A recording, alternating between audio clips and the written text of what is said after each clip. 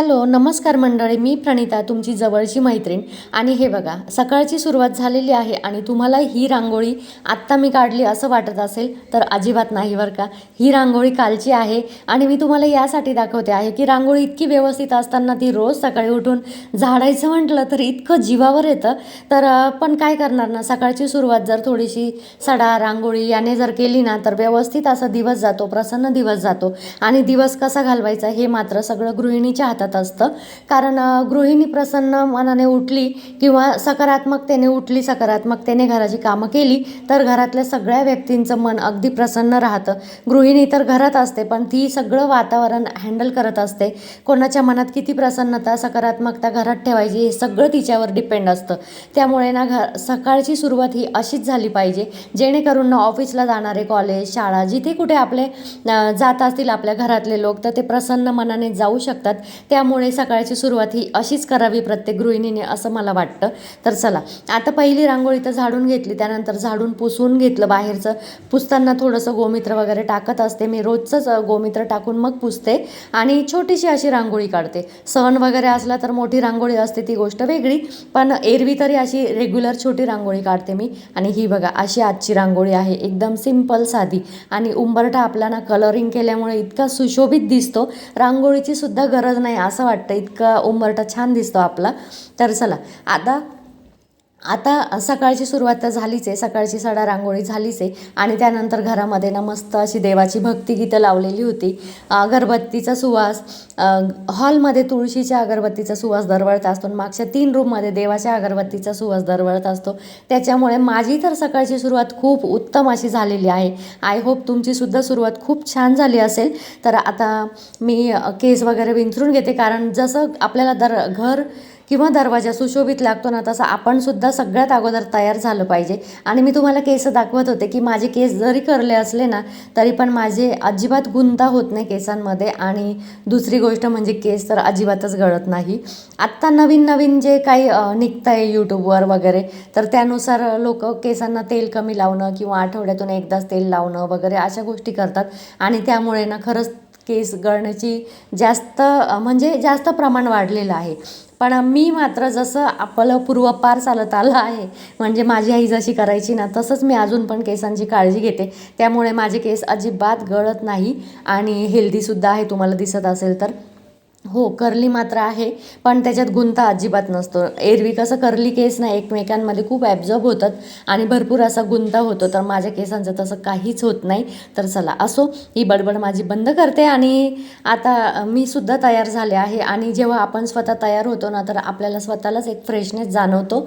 त्यामुळे ना जसं आपण घरातलं अगोदर उठल्या उठल्या सडा रांगोळी करत असतो तसं स्वतःसुद्धा तयार झालं पाहिजे. आपल्याला फारच वाटलं अगदी, बघा तुम्ही कधी पण पावडर वगैरे जरी लावली ना, साधी एकदम सिंपल जरी मेकअप केला, रेग्युलर मेकअप तुमचा जो काही असेल तो, तरी पण तुम्हाला फ्रेश वाटेल. पण तुम्ही तसंच जर वावरत राहिलं घरामध्ये ना तर तो फ्रेशनेस कुठेतरी हरवून जातो. आणि सगळ्यात महत्त्वाची गोष्ट मला जाणवलेली सांगते मी तुम्हाला, की आपण गाऊन वगैरे घालतो ना घरात, तर खरंच सांगते अजिबात फ्रेश वाटत नाही घरामध्ये गाऊन घालून. आणि तुम्हाला ओरिफ्लेमची मागे एकदा पावडर दाखवली होती, तीच पावडर मी यूज करते आहे. ती पावडर खरंच खूप छान, तिचा असा स्मेल आहे आणि फ्रेश वाटतं जरा. तर चला, माझी छोटी मोठी अशी जी काही तयारी आहे ती मी करून घेतली आणि त्यानंतर आता घरातल्या कामांना सुरुवात करते. आणि त्यातल्या त्यात महत्त्वाचं मी एक नवीन गोष्ट सुरू केली आहे, ती पण तुमच्याबरोबर शेअर करायची आहे. तर बघा, मी आज गाऊन वगैरे न घालता, ड्रेस न घालता साडी नेसायला सुरुवात केली. नमस्कार, श्री स्वामी समर्थ मैत्रिणींनो. मी आहे प्रणिता आणि स्वागत आहे तुमचं आपल्या मराठी ब्लॉग चॅनलमध्ये, ज्याचं नाव आहे प्रणिताच ब्लॉग नाता आपुलकीचं. तर आज आहे सोमवार. आजचा दिवस तुम्हाला सुखा, समाधानाचा, आनंदाचा आणि अगदी मनासारखा जावं ही स्वामींचरणी प्रार्थना करते आणि आजच्या व्हिडिओला सुरुवात करते. तर आज मंडे आहे आणि म्हणजेच काय तर आठवड्याचा पहिला दिवस.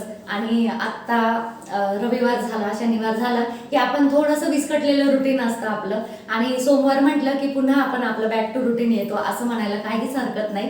तर मी पण तसंच, आता माझं तर शनिवार रविवार सोडा, पण बाकी इतर दिवस जे आहे ना तर ते इतके बिझी गेले, कारण की आमच्या घरात नातेवाईकांचं लग्न वगैरे होतं, ओळखीत पण लग्न होतं आणि खूप लग्नाच्या याच्यामुळे माझं घरातलं जे रुटीन होतं होतं ना ते भरपूर डिस्टर्ब झालं, घरात भरपूर पसारा पण झाला होता आणि होतच असं. आता लग्न कार्य म्हटलं की आपण इकडे तिकडे जाणं येणं होतं, साड्या बदल हे ते सगळं, नाही आवडले ठेव, पुन्हा आपले दागिने वगैरे जे काही काढतो ते हे घालते सगळं असं अस्ताव्यस्त पडलेलं होतं आणि ते सगळं मी आवरून वगैरे ठेवलं आणि त्याच्यामुळे माझा बराच वेळ असा गेला की व्हिडिओ पण करायला मिळाले नाही मला. तर म्हटलं चला आता बॅक टू रुटीन आलोच आहोत, तर आता व्हिडिओ करूया. आजचा व्हिडिओला सुरुवात कशी झाली ते तुम्ही तर बघितलंच आणि आता पुढे काय काय होणार आहे व्हिडिओमध्ये ते सुद्धा तुम्हाला पुढे दाखवते मी. पण त्यासाठी व्हिडिओ संपूर्ण बघा. व्हिडिओ आवडला तर व्हिडिओला लाईक नक्की करा. आणि हो, आता सध्या युट्यूबने ना हाईपचं ऑप्शन दिलेलं आहे, तर हे हाईप कसं द्यायचं व्हिडिओला ते पण मी तुम्हाला सांगते, कारण बऱ्याच जणांना माहिती नाहीये त्यामुळे सांगते. तर खाली जे व्हिडिओच्या खाली जे कमेंटचं बटन दिसतं ना, तर ते फक्त आपल्याला एक साईडला स्वाईप करायचं. म्हणजे तुम्ही असा फोन धरला तर तुम्हाला डाव्या साईडला ते स्वाईप करायचं कमेंटचं आणि पुढे लगेच हाईप येईल. तर हाईपचं बटन दाबा आणि हाईप नक्की करा व्हिडिओला. त्यामधून काही पैसे वगैरे मिळतात असं काही नाही, पण हाईप केल्यामुळे युट्यूब व्हिडिओ पुढे पुढे पाठवत राहील, त्यामुळे हाईप व्हिडिओला करायला व्हिडिओला हाईप करायला विसरू नका. आणि हो, आमच्याकडे एक छोटा पाहुणा आलेला आहे, रिधांश, तर तुम्हाला त्याला पण भेटवते. तर हा बघा, हा आहे रिधांश. हाय कर, हाय कर, इकडे बघून कर, हाय. तुझं नाव सांग. फुल नेम. हां, तर हा नवीन पाहुणा आलेला आहे आमच्या घरी. तर चला, आता सध्याची माझी दिवसाची सुरुवात जी आहे ना, तर एक रिधांश आणि आणखी एक राधे नावाचा मुलगा आहे. तर या दोघांबरोबर माझी दिवसाची सुरुवात होते. पूर्ण दिवस सध्या तरी दोघांबरोबर जातो आणि खूप सुंदर जातो. लहान मुलं म्हटलं ना, तर खरं सांगते की दिवस कुठे येतो, उगवतो आणि कुठे मावळतो काहीच लक्षात येत नाही. तर चला, आता मी काय झालं हां, तर आता मी व्हिडिओला सुरुवात करते. व्हिडिओ स्किप न करता संपूर्ण बघा. मंडळी, तुम्ही आता रिधांशला तर भेटलाच आहात, पण व्हिडिओ पुढे कंटिन्यू केला तर तुम्हाला राधेला सुद्धा भेटवणार आहे मी. आता राधे आणि रिधांश कोण, तर ही दोन मुलं ना आमच्याच जवळपास राहतात, माझ्या मैत्रिणींचीच मुलं आहे असं म्हटलं तरी चालेल. पण मला ना यूट्यूबचं करता करता साईड बाय साईड काहीतरी करायचं होतं आणि त्यासाठी सगळ्यात महत्त्वाचं कारण हे होतं की मला ना दिवसभर करमतच नव्हतं. म्हणजे एकदम एकटं एकटं वाटत होतं. जशी साक्षी गेली ना तेव्हापासून मला खूप असं एकटं एकटं पण वाटत होतं. आणि दिवसभर आधी पण कॉलेजला जातो, आधीचे पप्पा पण नसतात आणि साक्षी तर नाहीच इथे, त्याच्यामुळे दिवसभर खूप असं एकटं एकटं फील व्हायचं. आणि मला असं खूप इकडे तिकडे जाऊन मैत्रिणींमध्ये गॉसिप करणं वगैरे किंवा मैत्रिणींमध्ये गप्पा मारणं वगैरे या गोष्टी फारशा आवडत नाही. माझ्या एक दोन मैत्रिणी आहे ज्या, तर त्यांच्याशी पण मी लिमिटेडच वागते, हाताचं अंतर ठेवून वागलेलं कधीही चांगलं. त्यामुळे ना मी माझ्या लिमिटमध्येच मैत्रिणी ठेवते आणि लिमिटमध्येच त्यांच्याशी गप्पा गोष्टी करत राहते. मग त्यामुळे ना घरामध्ये मला असं काहीतरी एक यूट्यूब सोडून साईड बाय साईड काहीतरी पाहिजे होतं की जेणेकरून माझी करमणूक पण होईल आणि माझा दिवससुद्धा सुंदर जाईल. त्यासाठी मी हा पर्याय निवडला. तो पण माझ्या बहिणीने मला आयडिया दिली. माझी चुलत बहीण माझ्याकडे एक दिवस आली होती आणि आमच्या दोघींमध्ये असंच हे थोडंसं बोलणं झालं आणि त्यावरनं मी हे home based child care centre चालू केलं आहे. तर त्यामध्ये सध्या तरी हे 2 ॲडमिशन झालेले आहे आणि हे 2 मुलं माझ्याकडे येतात रोज. रिधांशचा पहिलाच दिवस होता आज. आता माहिती नाही तो किती वेळ राहतो किंवा नाही राहतो, पण राधे मात्र माझ्याकडे होळीपासनं आहे आणि एकदम व्यवस्थित राहतो. आता पुढे तुम्हाला व्हिडिओमध्ये तो बघायला मिळणारच आहे. तुम्हाला सांगू का, माझा दिवस इतका प्रोडक्टिव्ह आणि इतका छान जातो आणि महत्त्वाचं म्हणजे मी ॲक्टिव्ह राहते मुलांमुळे. त्या राधे दिवसभर माझ्यामध्ये रुळलेला आहेच आहे आणि तो आमच्या घराच्या जवळच राहतो, त्याच्यामुळे त्याचं एवढं काही असं तो राहतो की नाही राहतो असा प्रश्नच नव्हता. तो दिवसभर छान राहतो, शांत आहे, खूप असं काही गडबड पण नाही किंवा खूप लहान मुलं कसं खूप गोंधळ करतात तसं पण काहीच नाही, व्यवस्थित राहतो. तुम्हाला आता व्हिडिओ तुम्ही माझे पुढे पुढे बघत जाल जेव्हा पण, तर तेव्हा तुम्हाला ते समजणारच आहे. तुम्हाला तो व्हिडिओमध्ये सुद्धा दिसणार आहे. आणि या अगोदर तुम्ही सवाष्णांचा व्हिडिओ बघितला एक, घराजवळच बघा अन्नपूर्णाची पूजा केली होती मी त्या व्हिडिओमध्ये. तर त्यांच्याकडे मी जेवायला गेले होते ना, त्या ताईंचा हा मुलगा रोहिणी ताई त्यांचं नाव आहे, राधे त्याचं नाव, आणि खूप गोड आहे. तुम्ही त्याला बघितलं तर तुम्हाला सुद्धा तो खूप आवडेल. तर चला, आता मुलं म्हटलं की घराची स्वच्छता ही आलीच, आणि घरात मुलं लहान असले ना घरामध्ये तर 2-3 वेळा तरी घराची स्वच्छता ही करावीच लागते. आता मी झाडू फरशी वगैरे सगळं करून घेतलं, आणि त्यानंतर आता उन्हाळा चालू आहे त्याच्यामुळे भरपूर तहान लागते, त्यामुळे थोडं पाणी पिलं. आणि असंही उन्हाळ्याच्या दिवसात ना भरपूर असं पाणी पिलं पाहिजे. तर चला, माझं झाडू फरशी वगैरे सगळं होईपर्यंत म्हटलं चला बघू राधेचं काय चाललं.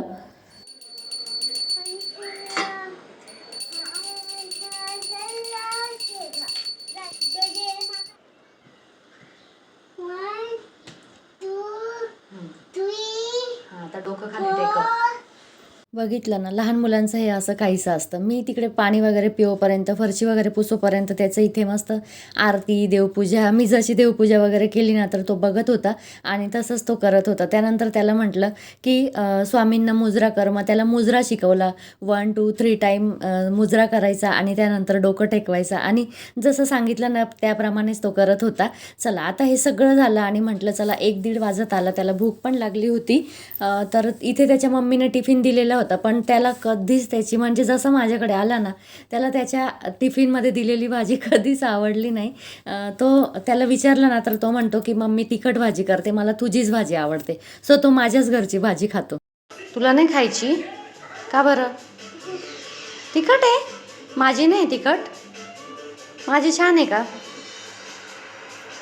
मग मम्मीला उद्यापासून सांग भाजी नको देऊ मला. चालेल ना? झोप आली तुला? बरं, तेवढं फिनिश केलं का? मग झोपून घे. हां. सो मंडळी, बघा, तुम्हाला असं वाटत असेल राधे खूप शांत बसला आहे, शांत मुलगा आहे, पण असं अजिबात नाही. त्याला आता झोप आली त्याच्यामुळे तो एकदम शांत बसला. आणि त्याला जेवायला देऊन आणि मी कपडे धुवायला गेले होते, आणि कपडे धुवून येऊपर्यंत त्याने एवढा सगळा पसारा केला. तर तुम्ही बघूच शकता, मी आत्ता जस्ट आवरलं होतं, कपडे वगैरे धुतले, माझी साडी वगैरे पण भरपूर ओली झाली होती. सो मी साडी पण चेंज केली आणि त्यानंतर बाहेर येऊन बघते तर एवढा सगळा पसारा केला होता त्याने. आता हे व्हाईट जे आहे ना, हे पेरूचं जे असतं ना, पेरू येतात बघा काही वेळेस पॅकेजिंगमध्ये, तर तसं ते पॅकेजिंगचं होतं. तर त्याच्यातून त्याने सगळे पेरू बाहेर काढले होते, आणि जे पॅकेजिंगचं होतं ना तर ते सगळं रॅपर पूर्ण असं फाडून तोडून त्याचे सगळे घाण केली होती हॉलमध्ये. सो आता मी पुन्हा हा हॉल सगळा झाडून घेते आणि थोडाफार पुसून पण घेते. मग आणि सगळ्यात अगोदर तर त्याला झोपी लावते, कारण की त्याला खूप झोप आली होती. 1-1:30 वाजेच्या दरम्यान तो झोपून जातो, 1:30 ते 1:45च्या दरम्यान, आणि त्याची 3 ते 4 तास मस्त अशी झोप होते. तोपर्यंत माझासुद्धा आराम होतो. काही थोडंफार आवरायचं बाकी असेल तर ते पण आवरून होतं. आणि तुम्ही म्हणाल रिधांश दिसत नाही, तर तो 1 तास थांबला, आणि 1 तासानंतर त्याने जी रडायला सुरुवात केली. शेवटी मी त्याच्या पप्पांना फोन केला, त्याचे पप्पा त्याला घेऊन गेले. तो काही थांबत नाही, म्हणजे तो खूप घरी लाडका असल्यामुळे ना बहुतेक तो इथे कुठे असा रमलाच नाही. तो दिवसभर पप्पांकडेच असतो त्याच्यामुळे तो सारखा पप्पा पप्पा करत होता. आणि तुम्ही मी इंट्रो देत होते तेव्हा पण ऐकलं असेल, सारखं त्याचं पप्पा पप्पा चाललेलं होतं. तर त्याचे पप्पा IT क्षेत्रात आहे, आणि ते मुंबईला त्यांना यावं लागतं, आणि त्याची मम्मीसुद्धा अँटी करप्शनच्या ह्याच्यात आहे. त्याच्यामुळे मग त्याच्या मम्मीला पण वेळ नसतो, म्हणून मग त्यांना सजेस्ट केलं माझ्या एका मैत्रिणीने माझ्याविषयी, आणि त्यांनी इथे त्याला आणून सोडलं होतं. पण त्याला ती सवय नाही, हळूहळू त्याला सवय होईल. तर म्हटलं 1 तास अर्धा तास असा राहील तो, आणि त्यानंतर त्याला सवय होईल. पण बघू, आता आला तर ठीक. राधेला सवय झाली आहे माझी, त्याच्यामुळे तो राहतो बऱ्यापैकी. त्याचा मला असं म्हणजे काही त्रास नाही, किंवा रडतो किंवा काही असं काहीच नाही. आता बघा, पूर्ण सगळं व्यवस्थित बेड वगैरे करून दिलं त्याला, सोप्यावरच इथेच झोपवते मी. तर त्याचं झोपण्याचे नाटकं बघा तुम्ही, इतक्या वेळा लोळतो उतरतो, लोळतो उतरतो, असं त्याचं दिवसभर चालू असतं. आणि त्याच्या या नटखटपणामध्ये ना माझं अक्षरशः दिवस निघून जातो. तर चला, असं करत करत शेवटी त्याला झोप आली, आणि झोपला तो शांतपणे. त्याला पांघरून वगैरे टाकलं नाही, कारण की भरपूर गरम होतं आहे आज, जरा जास्तच गरम होतं आहे, कारण मला असं वाटतं आहे पाऊस येईल सांगितलेलं, तर आहेच घातली होते. तर साडी बघू शकता, इतक्यात साडी बदलली होती, आणि फक्त साडी वाळत घातली, आणि त्यानंतर जेवण केलं. जेवण झाल्यानंतर बघते तर साडी वाळलीसुद्धा अगदी कडकडीत एकदम. तर इतकं बाहेर ऊन आहे, आणि गरमी तर विचारूच नका. नाशिकला आता पाऊस सांगितलेला आहे येत्या 3 दिवसात, तर बहुतेक पाऊस येणार असेल, त्याच्यामुळे फार गरमी होते आहे. आणि वातावरण दाखवते तुम्हाला, खूप कडकडीत ऊन पडलं आणि मध्येच असं ढगाळ वातावरण होतं. वरती तर आकाशात बघा ढग असे जागोजागी काळे काळे ढग दिसत आहेत, पण मात्र गरमी एवढी होते ना, तर वाटतच नाही आहे की बाहेर असं ढगाळ वातावरण पण आहे आणि ऊन पण पडतं, मध्येच ढगाळ वातावरण होतं. तर चला आला पाऊस तर थोडंफार वातावरण असं थंडगार होईल मस्त. आता राधे झोपला तोपर्यंत पटपट आवरते. मैत्रिणींनो, आपल्या बायकांना एक फार वाईट सवय असते बघा, ती म्हणजे विनाकारण चिंता करण्याची. त्यामुळे ना स्वतःचं काहीतरी काम सुरू करा, छोटा मोठा कुठलाही बिझनेस असो सुरू करा. आता हे स्वतःचं काम सुरू करण्यामागचा हा एक फायदा आहे बरं का, तो म्हणजे तुमची चिंता करण्याची जी सवय असते ना, ती कमी होते. आता तुम्ही म्हणाल काम वाढलं किंवा कुठलाही बिझनेस टाकला की चिंता किंवा टेन्शन हे उलट जास्त वाढत जातं, पण तसं नाही बरं का. खरं तर घरकामाव्यतिरिक्त आपण जेव्हा इतर कामांवर किंवा एखादा बिझनेस सुरू करतो ना, तर ते टेन्शन असतंच त्याचं, पण ते प्रोडक्टिव्ह असतं. त्यातून आपल्याला काही ना काही आउटपुट मिळत असतो ना, आणि हा जो मिळणारा आउटपुट असतो ना, हाच आपली ताकद वाढवत असतो. त्यामुळे आपण याला टेन्शन न म्हणता पॉझिटिव्ह स्ट्रेस असं म्हणू शकतो बरं का. आणि अशा प्रकारच्या टेन्शनमधून ना आपल्याला एक हळूहळू पुढे संधी दिसायला लागते, ज्यामुळे आपण खंबीरपणे उभं राहतो, खंबीर होत जातो, आपला कॉन्फिडन्स वाढतो. या उलट काही काम न करता आपण जी चिंता करतो ना, नको त्या गोष्टीची चिंता करतो, त्यातून काहीही निष्पन्न होत नाही. उलट त्यामुळं आपण स्वतःला तर त्रास करूनच घेतो, पण घरच्यांना सुद्धा थोडासा त्रास देतो, थोडंसं टेन्शन वाढतंच घरच्यांचं. त्याच्यामुळे ना रिकामा स्ट्रेस घेण्यापेक्षा कुठला तरी छोटा मोठा बिझनेस चालू करा. प्रत्येक स्त्रीने स्वतःच्या पायावर उभं राहिलंच पाहिजे. तर बस एवढाच छोटासा सांगण्याचा उद्देश होता माझा. चिंता करण्यापेक्षा आपल्या आर्थिक स्वातंत्र्याचा प्रवास प्रत्येकीने चालू करावा एवढंच वाटतं, म्हणून हे सगळं सांगितलं. आणि त्यानंतर ना यांनी थोडंसं वालाच्या शेंगा, घेवड्याला कोणी कोणी फरसबी पण म्हणतं, आणि थोडीशी चवळीच्या शेंगा आणलेल्या होत्या. तर म्हटलं त्या सगळ्या वेगळ्या करून ठेवू, कारण ना उन्हामुळे लगेच घाम येतो आणि थोडीशी बुरशी पकडतात ह्या भाज्या. आता ह्या शेंगा थोड्याशा जड असतात, त्याच्यामुळे एकावर एक टाकल्या ना तर पटकन बुरशी पकडतात. तर त्या पटकन अशा वेगळ्या करून फ्रीजमध्ये एखाद्या प्लास्टिकच्या पिशवीत वगैरे ठेवून देऊ शकते. आता मी डब्यामध्ये पण ठेवते. आता फ्रीजचे काही मोठे डबे आहेत ना, तर त्याच्यात पण मी ठेवत होते, पण त्याच्यात ना उन्हाळ्याच्या दिवसामध्ये खूप असं पाणी सुटतं आणि त्याच्यामुळे पटकन भाज्या खराब होतात. तर त्यामुळे ना मी हे थोडंसं असं कॅरी मध्ये वगैरे असं कॅरी करते, पण त्या अगोदर पेपरमध्ये गुंडाळून मग कॅरी बॅगमध्ये टाकते. आता झाडायला सुरुवात करायची होती, पण ना थोडेसे काही कांदे बाहेर ठेवलेले होते, काही कांदे घरात होते. ते सगळे कांदे घरात आणले आणि म्हटलं सगळे एकत्र करून ठेवू, कारण कांदे थोडे असो व जास्त असो, पण त्याच्यामध्ये ना भरपूर असे ते त्याचे टरफल जे असतात ना ते भरपूर निघतात आणि ते वारं सुटलं की इकडे तिकडे उडतात. जे गॅलरीत होते ना कांदे, तर त्याची सगळी टरफल घरात येत होती, म्हणून मग ते घरात आणले. आणि त्यानंतर आता म्हटलं पाऊस वगैरे येण्याची शक्यता वाटते, तर ते कांदे गॅलरीत पाऊस वगैरे आला तर खराब होण्यापेक्षा घरातच ठेवले. तर म्हटलं झाडण्या अगोदरच हे थोडंसं आवरून घेऊ, जेणेकरून ना तो पण कचरा त्याबरोबरच निघेल, हॉलच्या कचऱ्याबरोबरच निघेल. आता फरशी वगैरे पुसायचं की नाही ते बघते मी, कारण की ना एवढं सगळं होईपर्यंत वारं सुटायला सुरुवात झाली आहे आता. आणि खूप असं वारं सुटलं ना की घरामध्ये धूळ पण येते. या दिवसामध्ये घरात थोडीशी धूळ पण वाटते. तर आता हे सगळं काढून वगैरे मी सकाळी तर झाडलंच होतं, पण पुन्हा आता सगळं झाडताना ती सवयच पडली आहे सगळं सरकवून वगैरे झाडायची असं. तर मग ते सगळं सरकवून वगैरे झाडून घेते. मैत्रिणींनो, तुम्हाला मी जो आर्थिक स्वातंत्र्याचा प्रवास सांगितला तो तुम्हाला कसा वाटला मला कमेंट सेक्शनमध्ये नक्की सांगा. कारण ना मला स्वतःला असं वाटतं की आपण छोट्या मोठ्या गोष्टींसाठी ना आपल्या घरच्या माणसांपुढे किंवा घरातल्या करत्या पुरुषांपुढे म्हणा, छोट्या छोट्या गोष्टींसाठी हात पसरवायचे, त्यापेक्षा आपण आपलं कमवत असलं ना तर कधीही आपलं आर्थिक स्वातंत्र्य आपल्याला पाहिजेच. कधीही आपण कुठलीही गोष्ट घ्यावीशी वाटली किंवा कुठली हौसमौज करावीशी वाटली, आता गृहिणी म्हटलं तर बऱ्याच गोष्टी अशा असतात घरासाठी म्हणा किंवा स्वतःसाठी म्हणा घ्याव्याशा वाटतात. तर त्यामुळे ना छोट्या मोठ्या गोष्टींसाठी हात पसरवायचे किंवा घरातल्या पुरुषाकडे पैसे मागायचे म्हटलं की फार विचार करावा लागतो. त्यातल्या त्यात काही पुरुष खूप कटकट करतात पैसे देताना, काही पुरुष सहज पण देतात.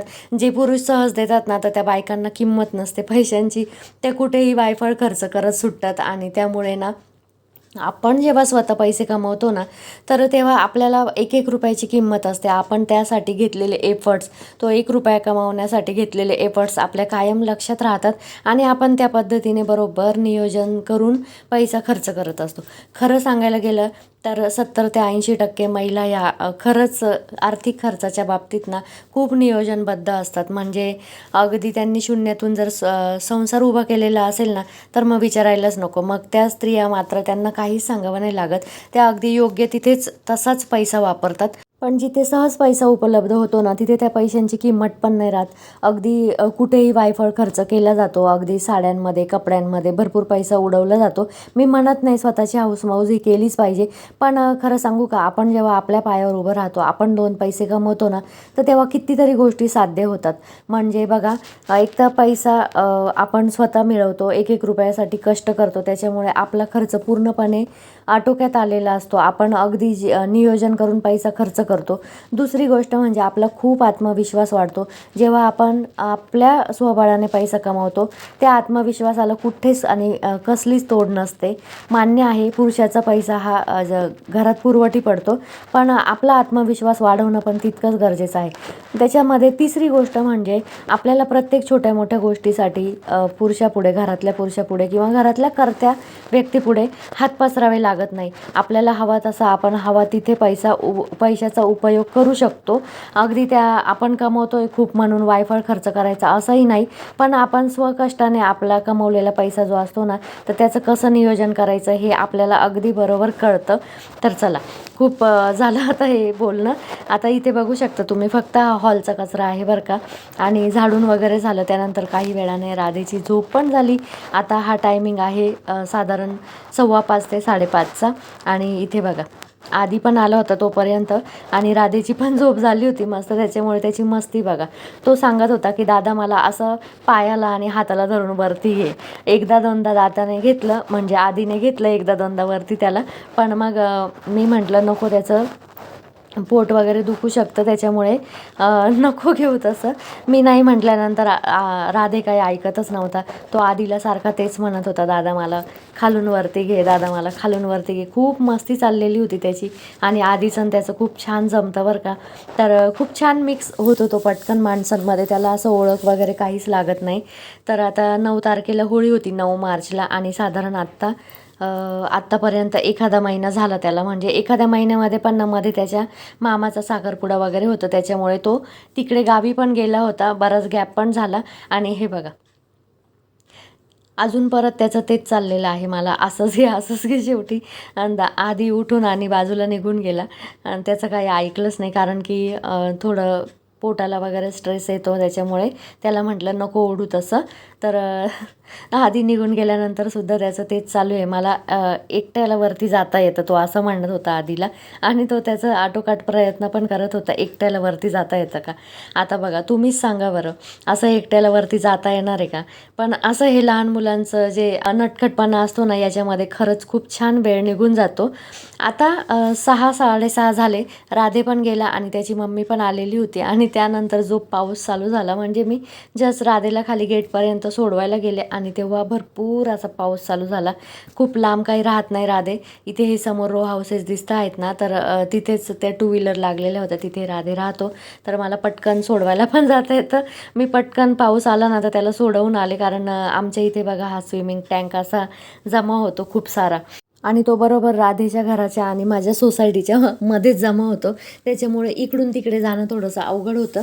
म्हणून मी त्याला ना थोडे थेंब पडायला लागले पावसाचे तेव्हा सोडवून आले, कारण जस्ट त्याची मम्मी पण आलेली होती. तर म्हटलं चला पटकन सोडवून येऊ. आणि बघा, तुम्ही बघूच शकता केवढा हा स्विमिंग टँक जमा झाला.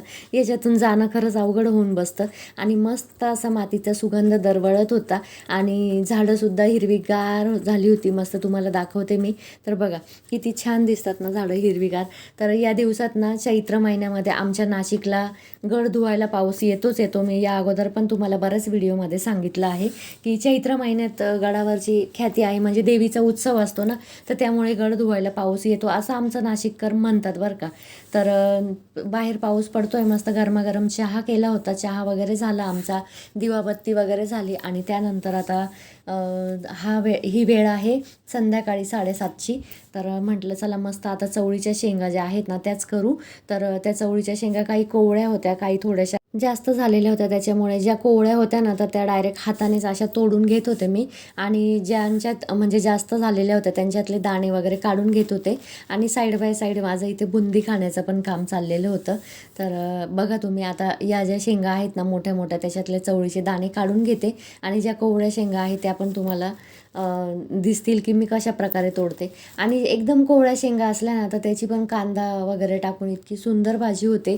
सुकी भाजी करायची खूप छान होते आणि ओल्या चवळीच्या दाण्यांची भाजीसुद्धा खूप छान होते. वालाच्या दाण्यांची जशी होते ना अगदी तशीच लागते ही भाजी. खूप सुंदर होते ही भाजी. तर चला आता हे सगळं झाल्यानंतर माझा स्वयंपाक वगैरे पण करायला लागायचं आहे. पण तत्पूर्वी इथेच आता व्हिडिओचा एंड करते. व्हिडिओ जर आवडला असेल तर व्हिडिओला लाईक नक्की करा. चॅनलवर नवीन असाल हा आवाज पुन्हा ऐकावासा वाटत असेल तर चॅनल नक्की सबस्क्राईब करा आणि हो हाईप द्यायला मात्र विसरू नका. पुन्हा एकदा सांगते हाईप कसं द्यायचं तर व्हिडिओच्या खालीच कमेंट सेक्शन आहे. कमेंट तुम्हाला डाव्या साईडला म्हणजेच लेफ्ट हँडला स्वाईप करायचं आहे. तिथे तुम्हाला हाईपचा ऑप्शन दिसेल. हाईपच्या ऑप्शनवर क्लिक केल्यानंतर खाली तुम्हाला पॉईंट देता येतात. ते पॉईंटवर क्लिक केलं की तुमच्याकडून पॉईंट दिले जातील. बस इतकं सोपं आहे. तर नक्की हाईप करा व्हिडिओला आणि आता इथेच व्हिडिओचा एंड करते. बाय आणि श्री स्वामी समर्थ.